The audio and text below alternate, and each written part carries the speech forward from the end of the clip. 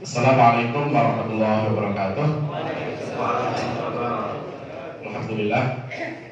Alhamdulillahilladzi arsala rasulahu bil huda wa dinil haqq yudhhirahu 'ala dini kulli wa kafa billahi shahida.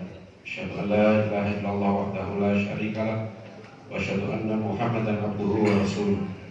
Allahumma shalli wa sallim ala nabiyyina Muhammad wa ala alihi wa sahbihi wa man tabi'ahum bi ihsanin ila yaumil qiyamah.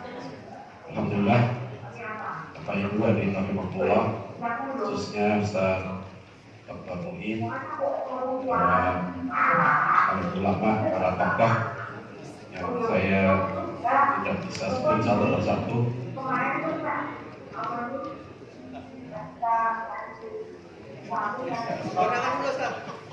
Apa?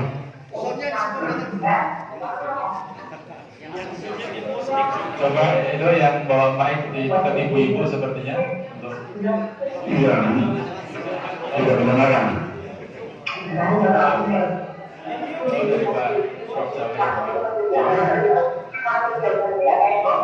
tidak kedengaran. Mas, iya. Baik, terima kasih. Saya pertama terima kasih ini seumur hidup saya baru sekali ini ya saya tahu ada acara peringatan Dekret Presiden 5 Juli baru sekali ini memang bersejarah betul. Solo memang hebat Solo. Jadi kata Profesor siapa tadi Jawahir ya betul juga orang Solo memang aneh. Ya, saya kira beliau orang Solo lah sudah berhasil mengantarkan Pak Jokowi jadi presiden.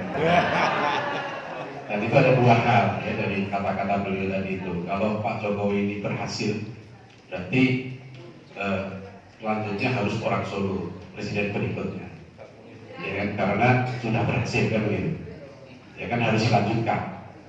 Nah kalau Pak Jokowi dinilai kurang berhasil atau tidak berhasil, harus orang Solo juga, karena orang Solo yang paling bertanggung jawab, ya, harus memperbaiki yang sebelumnya kan begitu. Jadi kalau forum ini saya kira kurang manfaat kalau kita tidak langsung menunjuk siapa calon presiden kita. Karena Rasulullah SAW itu bukan hanya mewariskan Al-Quran dan Sunnah, beliau mewariskan satu generasi yang terbaik, generasi yang sangat kuat, ya, yang mampu menaklukkan Romawi yang waktu itu dikenal sebagai salah satu superpower dunia. Jadi Al-Quran dan Sunnah itu harus dijaga memang oleh satu generasi yang kuat. Ya, jadi kalau Solo memang siap itu ya, bukan hanya konsepnya, tapi siapa yang mengawal. Kalau nanti kita melahirkan konsep dari seminar ini atau dari diskusi ini kita melahirkan konsep yang baik ya, harus disiapkan juga siapa yang akan mengawal. Ya, dan kalau tidak, konsep apalagi di peringkat undang-undang dasar itu sangat sangat singkat. Masih memungkinkan banyak tafsir-tafsir terhadap itu. Nah itu. Jadi kalau kita sepakati misalnya nanti siapa yang hadir di sini kita calonkan sebagai calon presiden kita, saya sepakat. Ya. Itu nanti salah satu hasil usulan saja. Ya, kalau Pak Jokowi bisa jadi presiden, masa Dr. Muin nggak bisa? Bukan menghina beliau. Dan saya sebagai temannya juga tersinggung. Ya, kalau ada orang mengatakan Pak Dr. Muin tidak layak jadi presiden Indonesia, itu saya tersinggung. Allahu Akbar. Ya, apalagi istri beliau mesti tersinggung. Jadi bapak sekalian, hari ini bersejarah juga karena saya juga dapat ide ya, bahwa sebenarnya kalau kita renungkan, tadi Prof. Tontowi mengatakan, Prof. Jawahir tadi mengatakan bahwa hari lahir Pancasila itu yang tepat 18 Juli. Tadi saya berpikir sebenarnya memang banyak yang menyebutkan 18 Juli. Sebelumnya pun saya juga berpikir begitu, bahwa 18 Juli yang lebih tepat untuk hari lahir Pancasila. Maaf, 18 Agustus.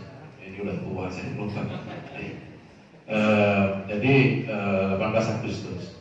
Tapi setelah tadi beliau berucap seperti itu, saya jadi berubah. Ternyata kalau kita renungkan ya, yang tepat hari lahir Pancasila itu 22 Juli. Nah, kenapa 22 Juli? Jadi 1 Juni itu ibarat proses kelahiran itu baru akad.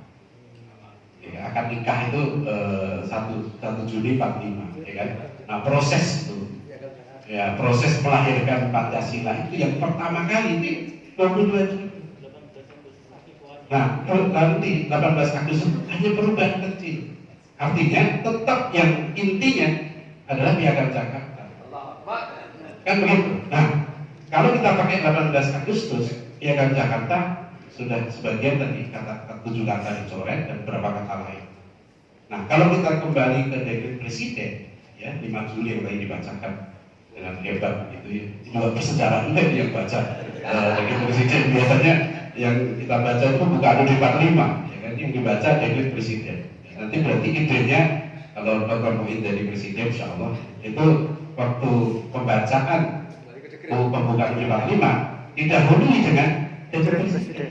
Ya, gitu, ya kan? Nah, kenapa begitu? Karena kita kembali ke UUD 45 sekarang ini bukan merujuk 18 Juni, ya kan? Kita kan merujuk 5 Juli 59. Itu rujukan kita. Dasar kita sekarang menggunakan UUD 45 adalah 5 Juli, definisinya 5 Juli dan 59. Jadi harus disertakan. Dan tadi ada kata-kata yang sangat penting di situ. Ya, pentingnya apa? Bung Karno menegaskan, Presiden Soekarno tadi kan menegaskan bahwa Piagam Jakarta itu menjiwai, ya kan, dan merupakan satu kesatuan dengan konstitusi tersebut. Maksudnya UUD 45. Ya kan? Nah, jadi apa artinya di sana? Artinya dengan 5 Juli itu, ya kan, 49 itu, berarti Piagam Jakarta dikembalikan, menjiwai loh. Kata menjiwai itu penting, karena dalam konsep manusia, jiwa itu lebih penting daripada raga. Ya kan? Jiwa itu lebih penting daripada raga. Manusia tanpa jiwa gak ada nilainya. Ya.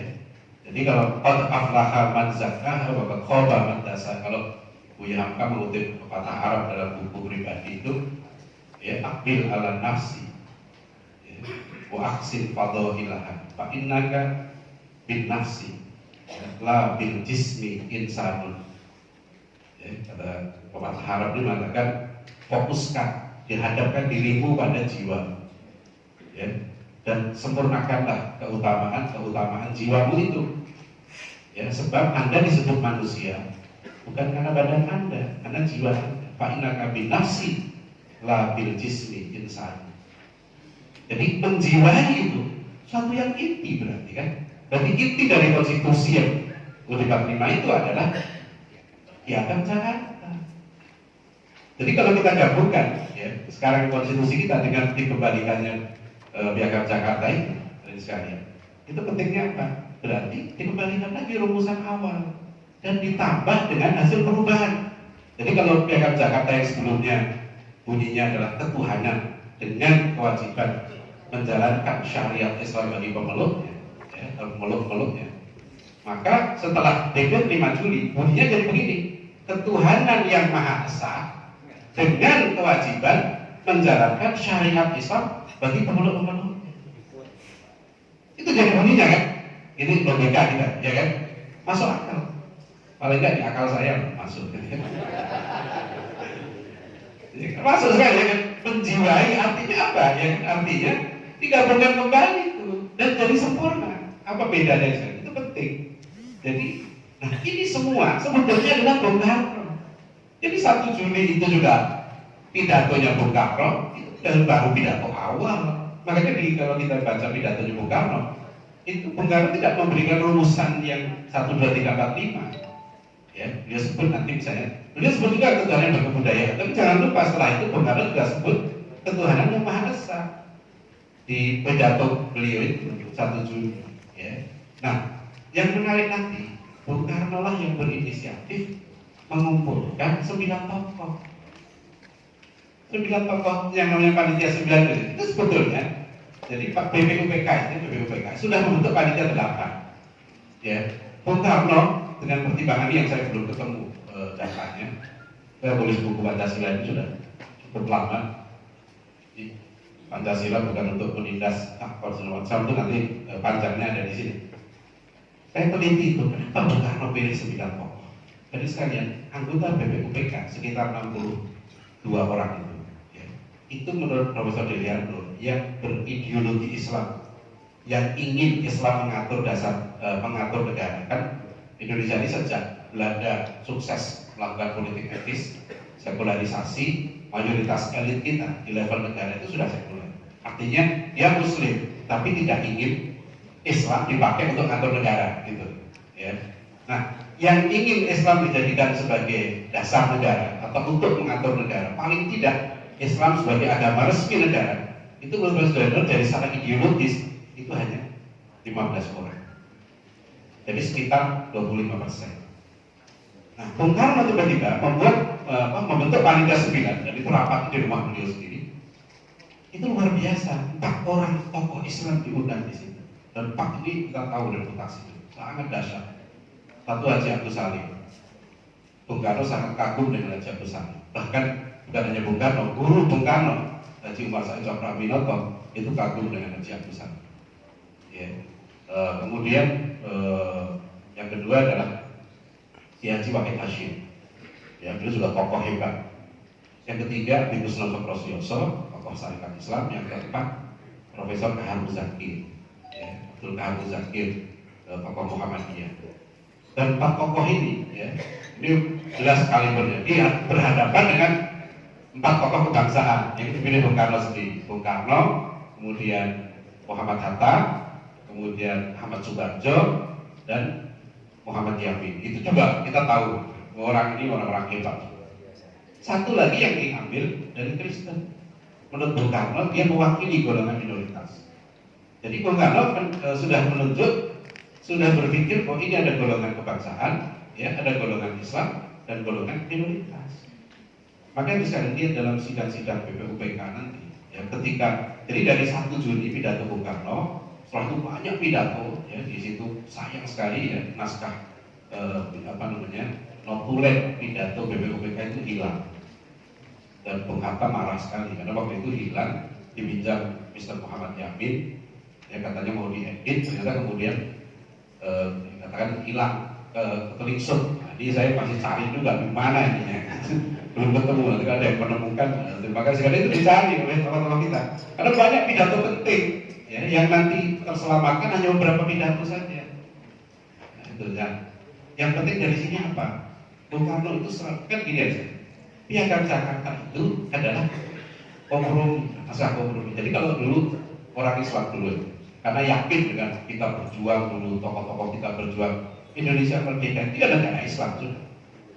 Ya, kenapa begitu? Supaya kita dapat ridho Allah. Tokoh-tokoh kita sudah menurut saya habis-habisan berjuang. Tapi kenyataannya di BPUPK itu mayoritasnya menolak. Mayoritasnya menolak negara Islam itu. Nah, kita orang Islam nggak mau pecah gitu. Ya, kita ingin merdeka kan, waktu kita merdeka. Sudahlah, kita sama-sama merdeka nih. Akhirnya suruh kompromi. Yang nggak puas itu, yang kalau begitu, makanya begitu 22 Juni itu ya dibawa ke tanggal sidang 10 Juli.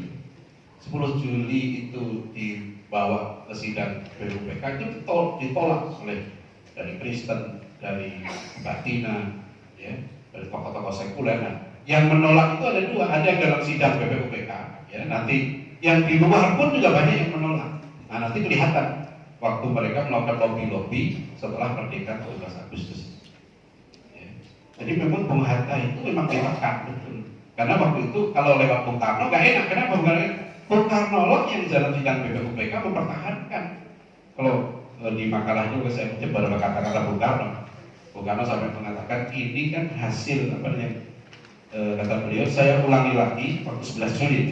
Bung Karno bilang, saya ulangi lagi bahwa ini satu kompromis untuk menyudahi kesulitan antara kita bersama. Kompromis itu pun terdapat sesudah keringat kita menetes. Tuan-tuan, saya kira sudah ternyata bahwa kalimat dengan didasarkan kepada ketuhanan dengan kewajiban dalam syariat Islam bagaimana sudah diterima panitia. Jadi banyak Bung Karno bilang ini sudah keringat kita sudah menetes, ya. Ini hasil kompromi maksimal yang bisa kita raih, kata Bung Karno. Nah, yang unik nanti Bung Karno itu pertahankan terus piagam Jakarta ya, sampai terakhir sebelum beliau jatuh 22 Juni 1965. Itu Bung Karno masih hadir di peringatan lahirnya Piagam Jakarta. Jadi dulu umat Islam itu memperingati rutin 22 Juni itu sebagai peringatan Piagam Jakarta. Dan Bung Karno kan di 22 Juni 1965 ada kata-kata Bung Karno penting di situ. Ya, Bung Karno menyatakan bahwa Piagam Jakarta ini adalah yang mempersatukan seluruh rakyat Indonesia. Itu tahun 65. Ya. Jadi kalau kita mau kembali ke pikiran Bung Karno 1 Juni baru ide awal Bung Karno, harus fair. Ya, itulah kemudian yang memimpin panitia 9. Beliau kemudian waktu 18 Juni, Bung Karno nggak mau lobby ketika PPKI tahun 45, 18 Agustus itu, yang menarik ternyata, karena banyak darurat, tokoh Islam yang masuk anggota PPKI itu hanya 3 orang. Ya, 1 Ki Bagus Hadi Kusumo, 2 Kiai Haji Wahid Hasyim, 3 Kasman Singodimedjo. Kasman Singodimedjo ikut di BPUPK. Ya, dari Aceh, dari Sumatera, waktu itu Muhammad Hasan. Ya, beliau Muslim yang baik, tapi tidak dikenal sebagai tokoh organisasi Islam. Nah, maka lobby-lobby 18 Agustus sebetulnya intensif cuma Bung Hatta dengan 2 orang. Ya, yaitu dengan Ki Bagus Hadi Kusumo dan Kasman Singodimedjo. Nah, dua-duanya ini kita tahu pejuang yang luar biasa, tokoh Islam yang hebat sekali. Ya, nah nanti sejarah itu panjang ceritanya. Jadi yang jelas sekarang saya ingin menggambarkan begini, bahwa ternyata Bung Karno itu tetap bertahan Piagam Jakarta sampai terakhir. Cuma kalau baca pikiran Bung Karno itu ketika Muhammadiyah, Muktamar Muhammadiyah tahun 62 di Senayan, ya Bung Karno berpidato di tahun 62 bahwa saya ini adalah kader Muhammadiyah. Kata Bung Karno, umur 15 tahun saya pertama kali mendengarkan ceramah Kiai Haji Ahmad Dahlan di Surabaya. Waktu itu saya sudah tinggal di rumah Haji Umar Said Cokro Aminoto. Jadi Bung Karno itu 15 tahun sudah berguru pada Haji Umar Said Cokro Aminoto. Nah, ketika 15 tahun beliau mendengar ceramah Kiai Ahmad Dahlan, itu kata Bung Karno, saya kagum, tertarik, dan kemudian saya ngintil beliau. Ini luar biasa. Bung Karno bilang, saya setelah itu saya ngintil Kiai Dahlan. Ya, makanya Bung Karno tetap kan, meskipun dia sudah menjarakan tokoh Masuki termasuk Buya Hamka, ya, tapi sebelum beliau meninggal, dia akhirnya minta Buya Hamka yang mensolatkan jenazah, nggak minta Aidin.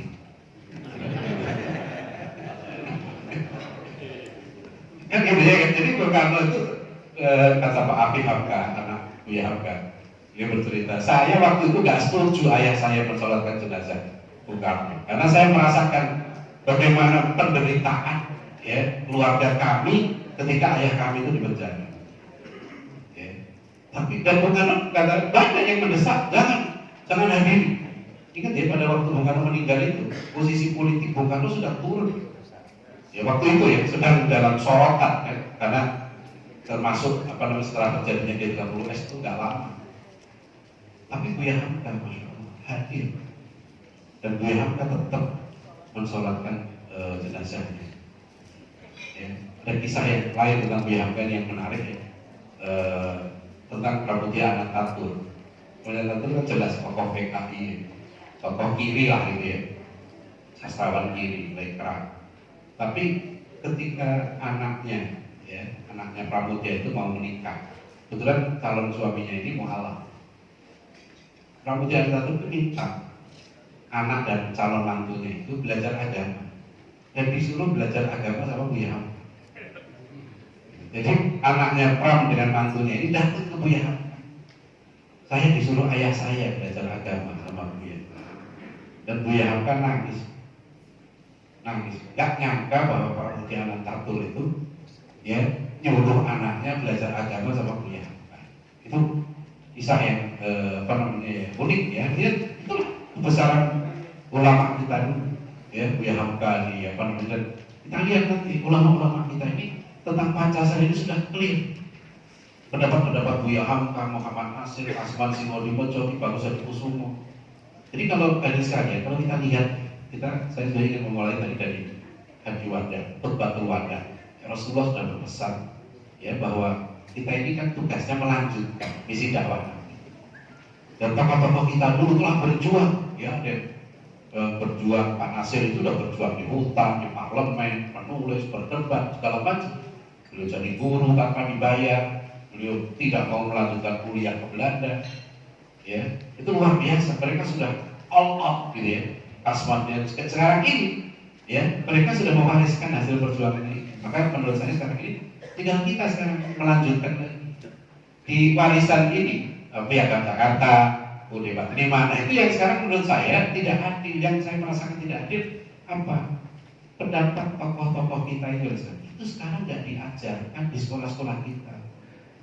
Ya, tahun 2017 ketika saya isi kuliah konstitusi di fraksi MPR PKS, waktu itu ada Pak Hidayat Nurwaki, Pak Faktul dan sebagainya, saya sampaikan di MPR. Kenapa? Masalah kita sebenarnya kalau kita baca nih pemikiran Pancasila, gitu ya, dari tokoh-tokoh kita ini hebat. Cara mereka berdiplomasi luar biasa. Ya, jadi mereka selalu berpegang kepada konstitusi. Oke, kalau begitu dibuka peluang konstituante di dalam konstituante itu, ya 55 itu, all out tokoh-tokoh kita itu memperjuangkan Islam sebagai dasar negara. Jadi jangan kemudian kalau kita mengambil misalnya mencela, jadi kan ada orang yang mengutip pendapat pidato Pak Natsir, Kiai Maskur dari NU misalnya gitu ya, Kasman Sudirjo, Sahrudin di konstituante, waktu itu sedang proses negosiasi, ya dan ternyata memang ya fakta menunjukkan kita waktu itu suaranya hanya sekitar 43%. Untuk Islam sebagai dasar negara harus 2/3. Yang sekuler juga yang nggak mau Islam sebagai dasar negara juga nggak sampai, malah ditambah PKI, anggota PKI sekitar 60 kursi, mereka menjadi 260-an, jadi 50% lebih. Jadi nggak ada yang 2/3. Ya, nah, ya ujung-ujungnya kita tahu tadi akhirnya dekret tadi gitu kan. Jadi ya ketika dekret muncul, reaksi tokoh Islam apa? Tidak menyesali perdebatan tadi, ya sudah, sekarang kita berpegang pada dekret. Nah gitu, itu sepakati ya, dekretnya begini gitu. Nah itu kan cantik. Menurut Kiai Salahuddin Wahid, saya pernah beberapa kali ketemu beliau. Bung Karno sebelum menerbitkan dekret itu konsultasi katanya dengan beberapa ulama. Saya nggak tanya siapa aja ulamanya. Nah, mungkin ulama-ulama itulah yang menginspirasi, ya, memasukkan aspirasi tentang Piagam Jakarta tadi. Dan ada sekalian, Piagam Jakarta itu dasar hukum yang hidup. Kenapa saya bilang di sini hidup? Bung Karno nanti menjadikan Piagam Jakarta sebagai konsideran. Ya, tadi betul Profesor Jawahir tadi menyebutkan ada kompensasi. Ingat ketika 7 kata dihapus, itu umat Islam memang Bung Karno tahu perlu kompensasi. Kompensasi pertama itu berdirinya Departemen Agama. Itu 3 Januari tahun 46. Batas sejarah pendirian Departemen Agama itu tentang oleh kaum minoritas maupun kaum sekuler menolak keras. Berdiri ini aneh, kok Indonesia ada Departemen Agama.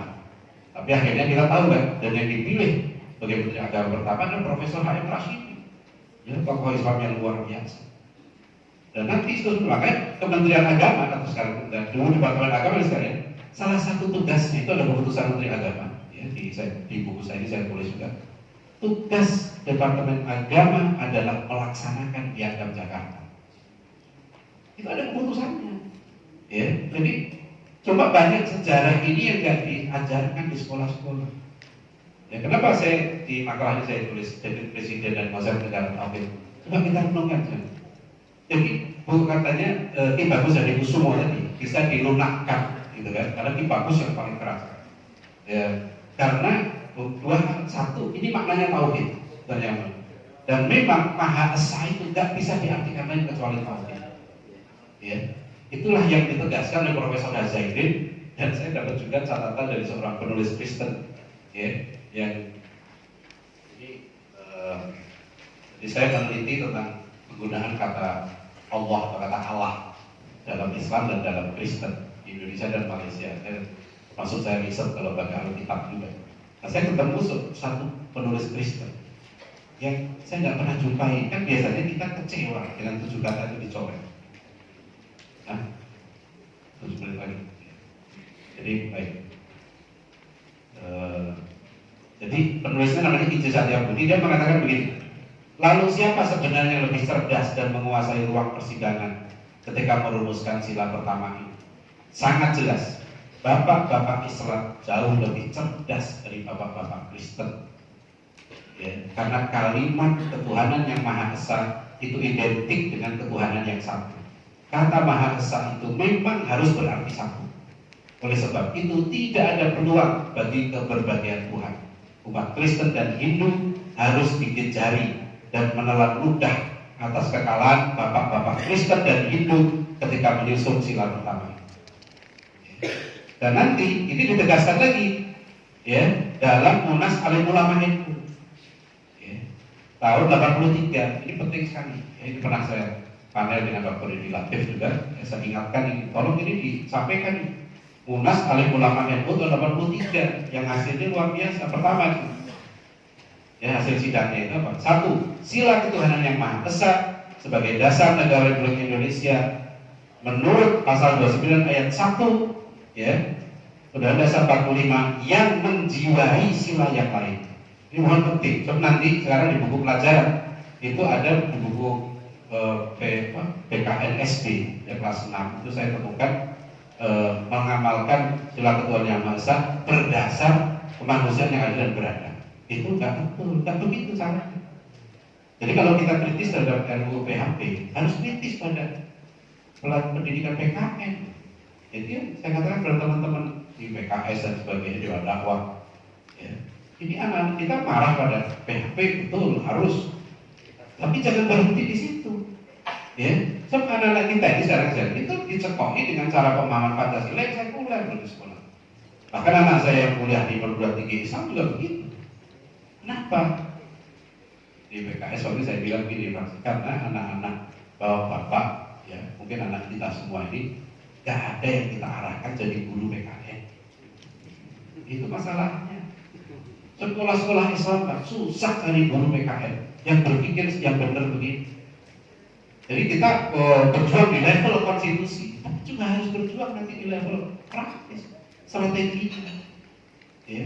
Jadi jangan kemudian ada banyak juga pesantren yang nggak mengajar Pancasila gitu kan, dianggap ikuti bagaimana cara memahami. Saya ngajar Pancasila di kampus saya ngajar seperti apa? Ketuhanan yang besar tahu nih, yang kita ajar tahu nih. Manusia adil dan beradab itu adil dan beradab, coba luar biasa. Ketuhanan bukan sekedar ketuhanan, tapi yang Maha Esa. Kemanusiaan bukan sekedar humanity. Ini yang dikritik konsep humanity sekuler oleh Pak Najib tahun 57 di Konstituen. Dan sudah dikunci kemanusiaan yang adil dan beradab.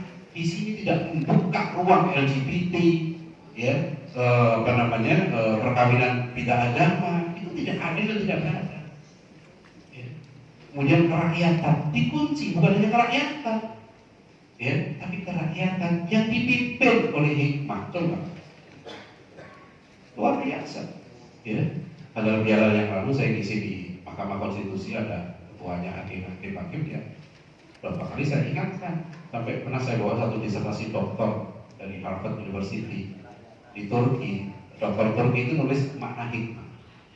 Kemarin saya baru meluluskan mahasiswa saya juga disertasinya tentang konsep hikmah, ya, dan aplikasinya dalam pendidikan. Itu luar biasa kata hikmah. Rakyat kita dipimpin oleh hikmah. Wa may yu'tal hikmah faqad utiya khairan katsiran. Dan hikmah itu, ya, kalau Pak Natsir itu dari sekitar 240 halaman buku fikih dakwah, itu 80 halaman buku itu membahas makna hikmah.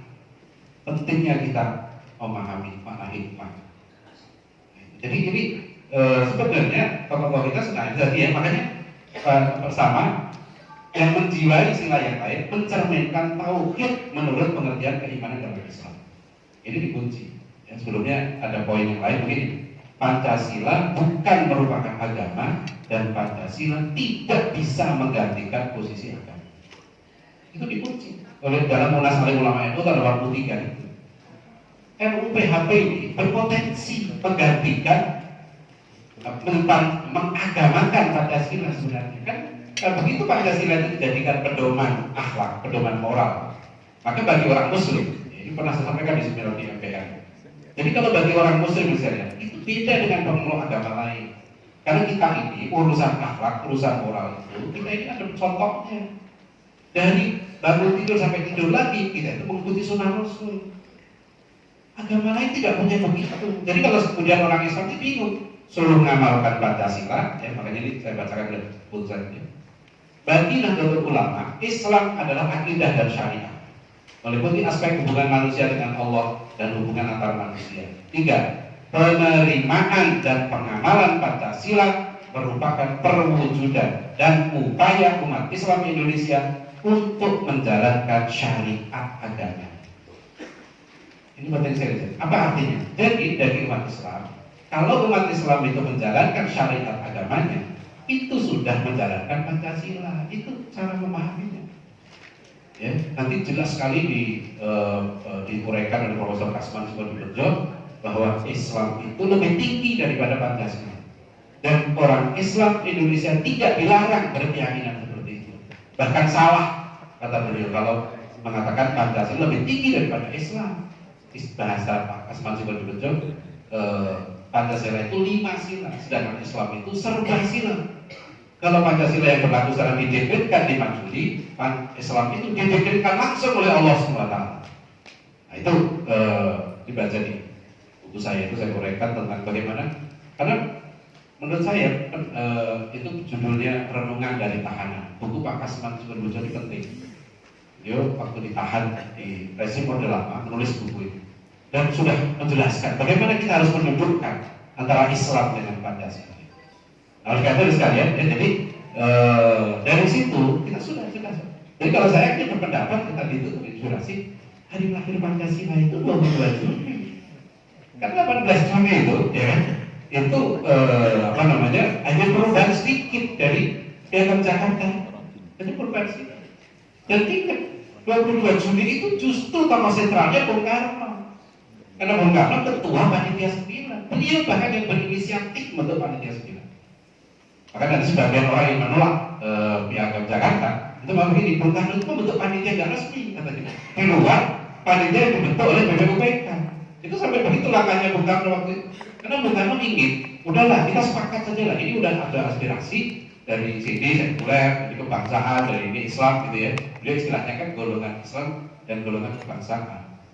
Ya, itu jadi, nah inilah kita berharap ya ada titik temu. Dan selalu saya yakin, pernah saya tulis artikel, apa Indonesia akan seperti Syria? Insya Allah enggak. Karena ada tradisi dialog di kita. Jadi ini harus ada tradisi, ya bahwa di negara kita ini selalu setiap perbedaan pendapat, ya. Dan yang unik nanti, yang tampil, ya, untuk di saat-saat kritis menyelamatkan negeri kita ini, itu tokoh-tokoh Islam. Meskipun umat Islam kecewa dengan 7 kata dicoret, begitu sekutu datang, ya, habis. Satu menit itu kurang lebih. Jadi saya terang. Jadi begitu tujuh katakan keluar fatwa jihadnya Ki Haji Hasyim Asy'ari 22 Oktober 1945. Itu baru berapa bulan dari 17 Agustus. Apa yang terjadi? Fatwa jihad Ki Hasyim Asy'ari itu disambut seluruh umat Islam Indonesia. Sampai Koran Kedaulatan Rakyat ada di internet tuh lihat fotonya. Judul lainnya 60 miliun kaum muslimin Indonesia siap berjihad fisabilillah. Allahu Akbar. Itu Koran Kedaulatan Rakyat menyambut fatwa jihad Ki Hasyim Asy'ari. Jangan lupa Ki Hasyim Asy'ari waktu itu adalah ketua Majelis Syuro Masyumi. Lalu semua organisasi Islam bersatu dalam Masyumi dari tahun 39 sampai 54. Dan panglima ketua Majelis Syuronya, pemimpin tertinggi umat Islam Indonesia waktu itu Kiai Haji Hasyim Asy'ari. Wakilnya Ki Bagus Hadikusumo, ketua Muhammadiyah. Wakilnya lagi Kiai Haji Wahid Hasyim. Wakilnya lagi Kasman Subodibedjo, tokoh Muhammadiyah dan lain-lain. Makanya dulu ketika Kiai Hasyim Asy'ari mengeluarkan fatwa itu, apa isi fatwanya? 1. Mempertahankan kemerdekaan Indonesia, hukumnya fardhu ain.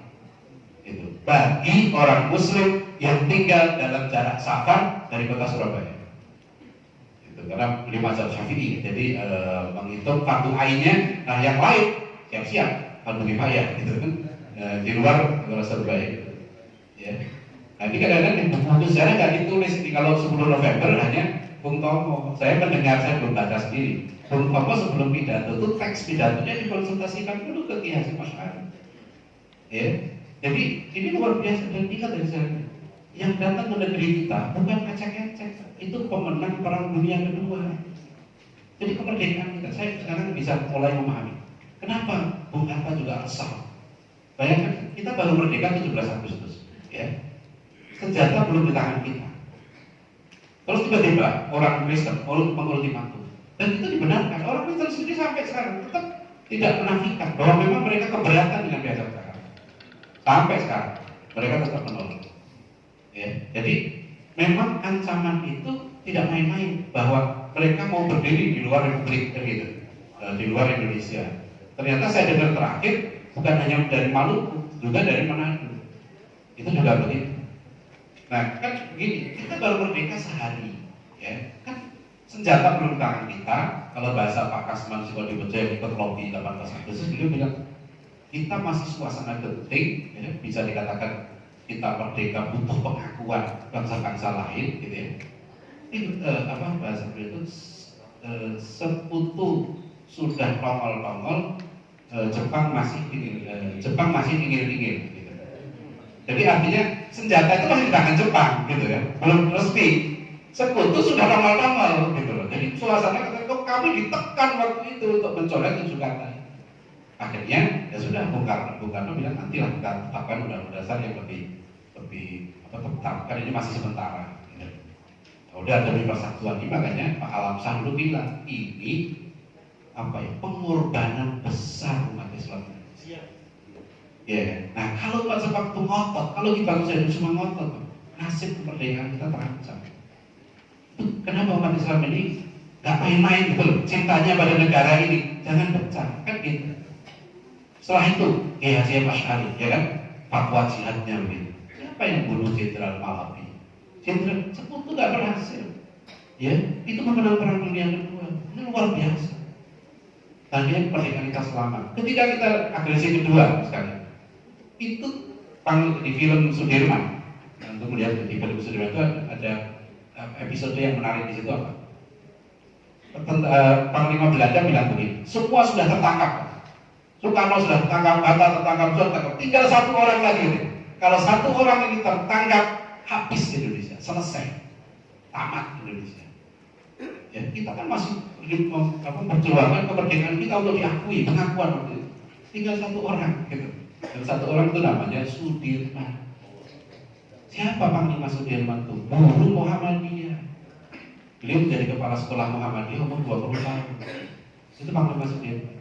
Di film itu diperlihatkan Sudirman sudah terkepung karena ada pengkhianat. Gak bisa lari lagi. Apa yang dilakukan Pak Dirman dan pasukannya? Ganti baju, pakai peci, pakai belangkon, zikir, la ilaha illallah, semua la ilaha, terus berzikir terus. Belandanya bingung, lihat mana Sudirman di film ya, ini kisah nyata, ya. Mana Sudirman? Yang pengkhianat ini bilang itu yang di tengah itu Sudirman. Dilalah, kalau orang Jawa bilang apa? Dilalah. Ya, itu Panglima Belandanya itu nggak percaya, bohong kamu, dan ditembak. Yang pengkhianat malah ditembak sendiri. Selamat tuh Pak Dirman dan selamat Indonesia. Allahu Akbar. Siapa yang jadi waktu itu penyelamatnya? Panglima Besar Sudirman, tokoh Islam. Ya, ketika kemudian kita RIS itu situasi kritis kan, siapa yang nanti menjadi mempersatukan lagi Indonesia? Muhammad Natsir, Mosi Tegar Natsir. Ya, ketika Soekarno tangkap, siapa yang menyelamatkan? PDRI, Syafruddin Prawira Negara. Pak Syafruddin itu kalau waktu nggak mau menyerahkan mandat, dia yang jadi presiden. Gitu kalau beliau dengan sukarela menyerahkan mandatnya. Kalau sekalian ternyata lihat bagaimana Sultan Riau, Sultan Siak, Kesultanan semua waktu itu mau bergabung dengan negara Indonesia. Bukan hanya mau bergabung, bahkan memberikan sumbangan uang yang tidak sedikit. Jadi kalau dikatakan pengorbanan umat Islam untuk negara kita ini luar biasa, memang ini negara yang kita cintai betul, ini amanah. Ya, amanah para ulama. Negeri ini yang dulunya 100% bukan muslim. Datang para dai, Rasulullah langsung sebut pergi, ya, segala macam. Akhirnya datanglah ulama-ulama hebat selama ratusan tahun jadilah negeri ini negeri yang mayoritasnya muslim, hampir 100% penduduknya muslim, tanpa pemaksaan.